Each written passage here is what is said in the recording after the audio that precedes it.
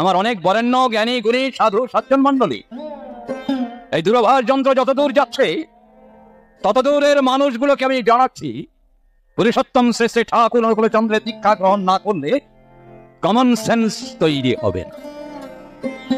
জানবে না জীবন কারে বলে, জীবনকে কিভাবে উপভোগ করব এই জানাটা তাদের পক্ষে সম্ভব হবে না। ঠাকুর অনুকূলচন্দ্র ছাড়া আর দ্বিতীয় কোনো পথ নেই। উপনিষদে বহু বৎসর, বহু হাজার বৎসর আগে বলে গেছে, বেদাহমে তাং পুরুষমান্তাং তমেব বিদিতবতি মৃত্যুমতি নান্য পন্থা বিদ্যতায় নেয়। এই মহান্ত পুরুষ যখন এই পৃথিবীর বুকে অবতীর্ণ হন, তাকে গ্রহণ না করা পর্যন্ত আমাদের কোনো পথ নেই।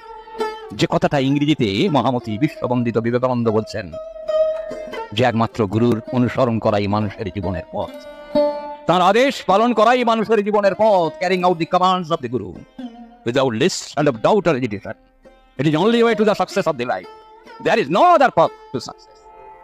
জীবনে আর কোনো পথ নেই, একটাই পথ, গুরুর পথকে অনুসরণ করা।